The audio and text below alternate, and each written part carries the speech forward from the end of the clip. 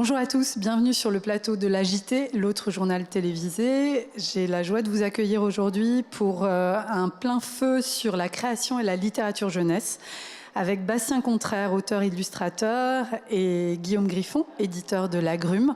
Ensemble, nous allons explorer toutes les facettes de la création pour la toute petite enfance et vous montrer toute cette semaine de quoi le livre jeunesse est capable. Bastien, tu es auteur-illustrateur de nombreux livres aux éditions Albin Michel, des imagiers, des livres surprenants, assez épatants, dont le dernier Dinosaure vient de paraître aux éditions La Partie, tout nouvellement créé. Guillaume, éditeur de l'Agrume, une maison d'édition qui publie entre autres des livres innovants et spectaculaires pour les enfants. Nous verrons ensemble pourquoi et comment vous rêvez, vous fabriquez, vous pensez à tous ces livres qui sont destinés aux tout-petits. Mais avant ça, avant cette discussion, je vous propose une petite incursion sur le grand marché de la petite édition avec une rubrique qu'on retrouvera toute cette semaine qui s'intitule « Jour de marché ». La Tête ailleurs, c'est une maison d'édition jeunesse indépendante basée à Saint-Denis. Nous publions principalement des contes et des albums jeunesse autour d'une ligne éditoriale axée sur la ville, l'écologie et le lien social. Par exemple, à travers nos publications, on a pu aborder les thématiques comme l'insalubrité urbaine avec le marchand de sommeil ou la pollution plastique avec le chant de l'arbre. Et d'ailleurs, cette sensibilisation à l'écologie, on la poursuit également dans une réflexion éco-responsable que nous menons depuis plusieurs années, notamment avec des partenaires comme Livre Éco. Donc cette éco-responsabilité, pour nous, elle se traduit par des impressions en France de nos livres et également par l'imprimeur CEPEC avec lequel on travaille depuis quelques années et qui nous permet d'imprimer nos livres avec des encres végétales et sur du papier issu de forêts gérées durablement. L'album jeunesse La Nuit tombe, Maman rêve, c'est un album qui a été créé par un trio féminin du 93.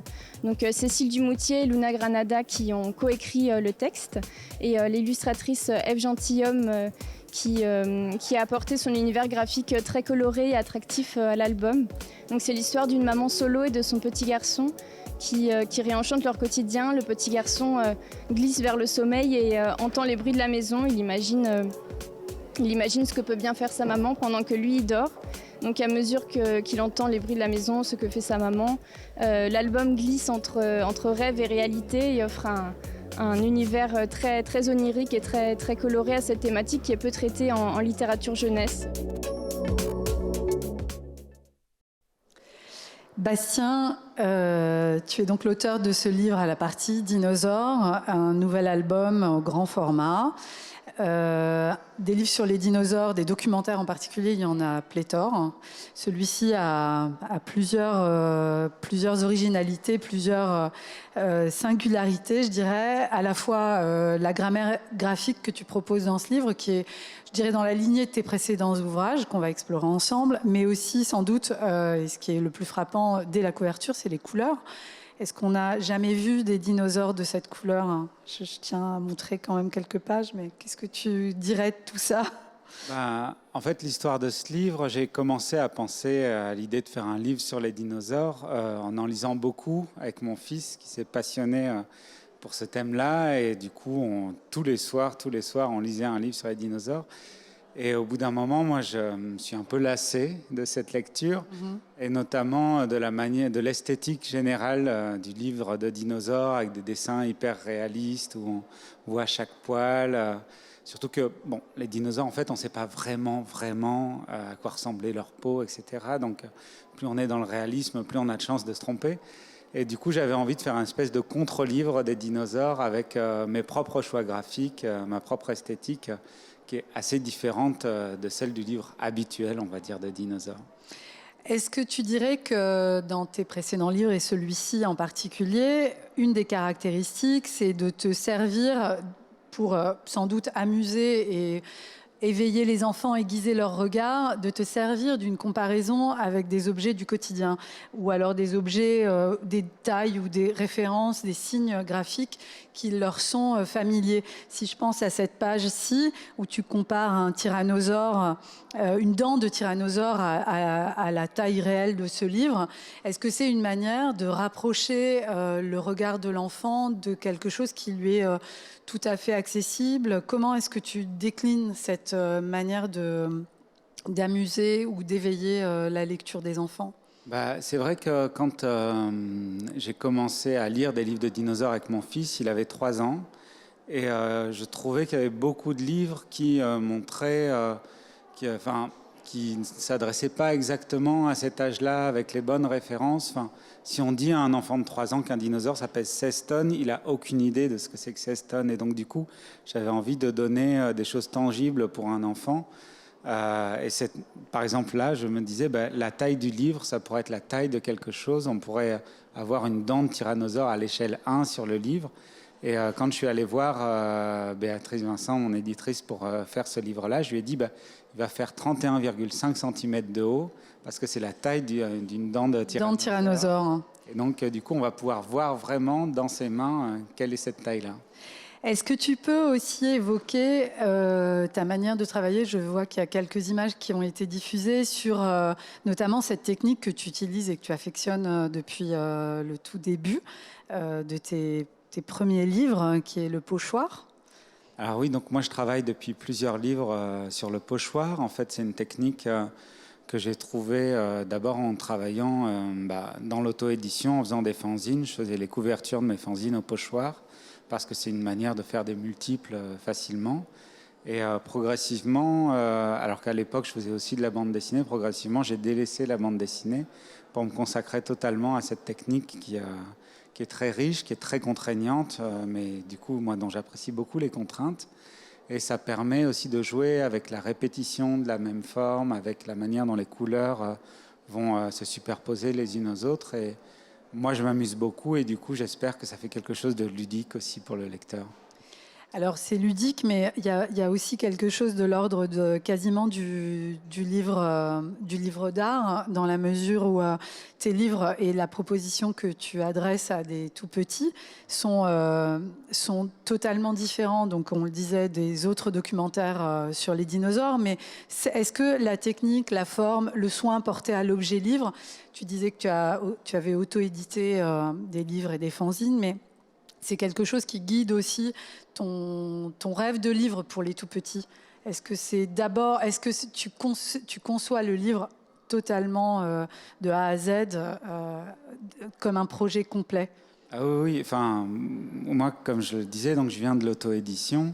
Donc, du coup, j'ai cette pratique de faire les livres de A à Z que j'ai fait pendant plusieurs années. Maintenant, évidemment, c'est une pratique qui est en dialogue avec mon éditeur. Mais d'emblée, en fait, quand je pense à un livre, je pense à la manière dont il va être imprimé, à la manière dont il va être relié. Et quel que soit l'âge du lecteur, moi, j'ai envie qu'il ait le meilleur truc. J'ai envie qu'il ait la reliure la plus adaptée à ce livre. Par exemple, là, c'est une reliure un peu particulière qui permet d'avoir les pages exactement à plat.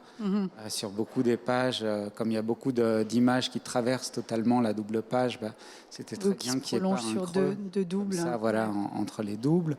J'avais envie qu'il y ait un beau jaspage. Le jaspage, c'est, vous savez, les pages qui sont colorées à l'extérieur parce que c'est un livre justement qui est en couleur franche. Donc, du coup, il y a aussi la tranche comme ça qui est colorée.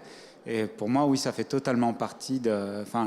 mon travail d'auteur, c'est pas de faire un beau dessin, c'est de faire un beau livre. Donc, du coup, c'est essayer d'intégrer toutes les préoccupations possibles, que ce soit la fabrication, le graphisme, que ce soit au mieux dans chacune de ces parties. Alors j'imagine, Guillaume, que ce sont des propos qui te parlent, toi qui es éditeur, éditeur d'une série de livres spectaculaires et innovants. Qu'est-ce que vous entendez à l'agrume par cette démarche, ou en tout cas cet engagement à l'égard des tout-petits?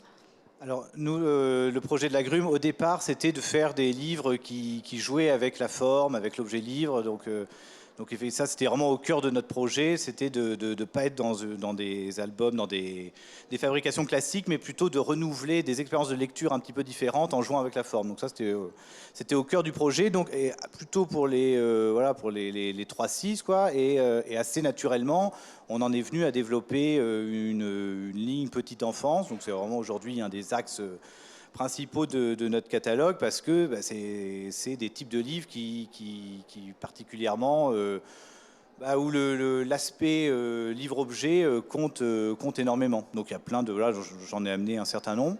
Livre-objet, livre-jeu, il y a à la fois une démarche qui vise à casser un peu le code, de la même manière que Bastien, je dirais, casse les codes graphiques. Est-ce qu'à la Grume, vous avez aussi cette volonté de casser les codes de l'appropriation en fait, du livre? Est-ce que l'enfant voit que pour que les enfants voient les livres autrement, aussi comme une manière sans doute d'aborder la lecture ou l'apprentissage ou l'amusement de façon totalement globale? Alors, comme disait Bastien, nous, on aime bien, c'est vrai que le livre est pris comme un tout, et il y a la thématique qui est abordée, et puis aussi il y a l'objet, et on aime bien, on a un peu ce mot d'ordre qui est de dire qu'on fait des livres d'artistes pour les enfants. Donc vraiment, il y a un soin particulier qui est apporté à l'objet. Et donc, quelques exemples de narration, de concepts un peu originaux. Ce que j'aime bien avec la petite enfance, j'en ai pris quelques-uns, c'est quand il y a vraiment quelque chose... Le concept est très minimaliste, et avec très très peu de moyens, on arrive à produire du sens et à être finalement très très fort dans ce que ça procure. Alors j'en ai amené un, celui-là, là, je peux montrer. Celui-là qui s'appelle J'aime. Ouais. Donc ça, c'est avec un livre avec des découpes. Alors il y a quelques principes un peu sur la petite enfance. Les principes qu'on retrouve souvent, c'est le flap, le flap et la découpe. Livres animés, des pop-up. Ouais. Donc celui-là, ce que j'adore particulièrement, donc ça c'est un livre qui a 5 ans, qui est assez ancien au catalogue, un peu ancien, mais qui est vraiment un livre qui tourne régulièrement, parce que il est vraiment particulièrement efficace. C'est que des trous, que des découpes en forme de trous et des aplats de couleurs. Donc il y a quelque chose, c'est que les pages sont colorées, donc c'est...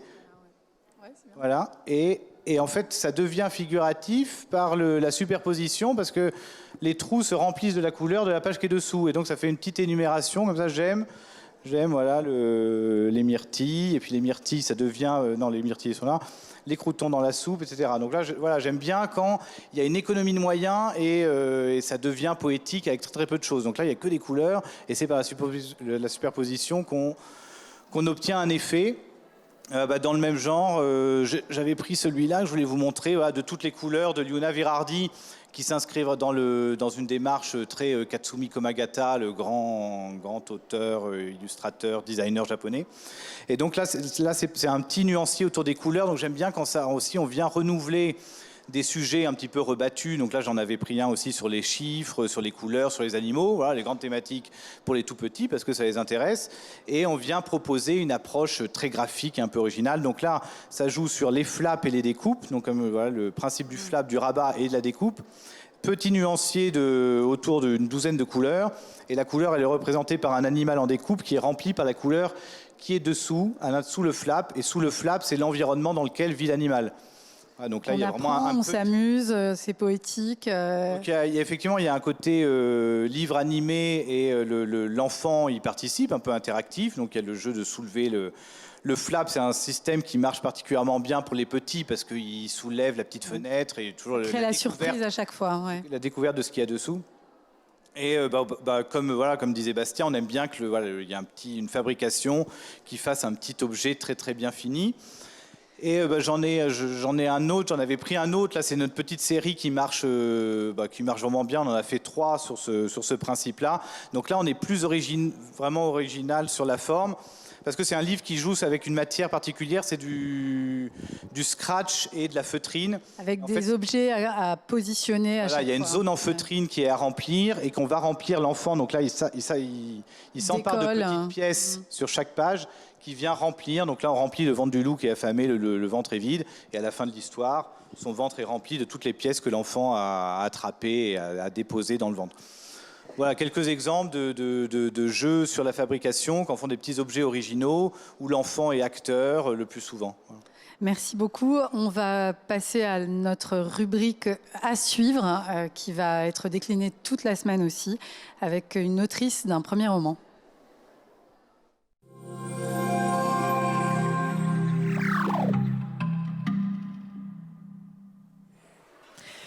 3 indices pour mon livre, La clé des champs. Le premier indice, ce serait voleur, puisque l'héroïne est une voleuse dans une famille de voleurs, elle-même dans une petite société de voleurs, qui s'oppose à ce que nous sommes nous, c'est-à-dire les marchandeurs.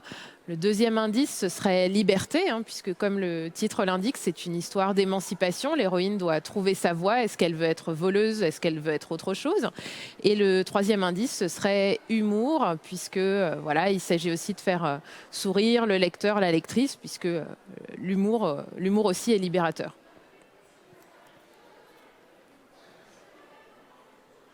Mon mode opératoire. Étant très contrainte par mon travail et puis le fait d'avoir un enfant, j'écris surtout la nuit, donc beaucoup entre 10h et 2h du matin. Voilà, quand tout est calme, quand on peut se concentrer, avec mes chats comme soutien moral à côté. Et puis je suis beaucoup un plan aussi, ça m'aide, voilà. Mes complices, j'ai une amie d'écriture, et ça tombe bien, que j'ai rencontrée quand j'avais 10 ans, et on s'échange beaucoup ce qu'on écrit, on se commente mutuellement, et c'est vraiment un soutien sans faille. Elle a beaucoup relu mon roman pendant que je l'écrivais. Et mes autres soutiens pour ce livre, ça a vraiment été aussi le travail avec l'éditeur, avec l'éditrice, qui m'ont vraiment aidé à reprendre le livre pour qu'il soit le mieux possible. Mon mobile, pourquoi j'écris de la littérature de jeunesse? Je trouve ça à la fois libérateur et exigeant. Libérateur parce que ça autorise un peu toutes les fantaisies, on se sent libre quand on le fait. Et exigeant parce qu'il faut aller à l'essentiel. Voilà, on ne peut pas se poser des grandes questions sur est-ce beau, est-ce intéressant? Non, il faut vraiment que ça marche, aller à l'essentiel. Et ça, je trouve que ça donne vraiment une ligne de conduite quand on écrit. Mon prochain coup, je ne sais pas si je peux trop en parler parce que j'ai l'impression que ça porte malheur de parler des livres qu'on n'a pas encore écrits, mais ce que je peux dire, c'est que ce sera un roman junior aussi, donc pour la même tranche d'âge, 10-13 ans, et que ce sera de la même façon un roman à la charnière entre la réalité et la fantaisie, la réalité qui disjoncte, quoi.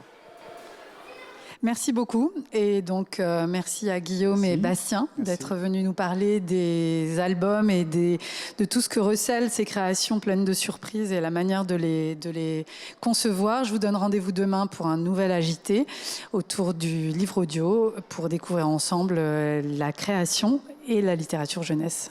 Merci.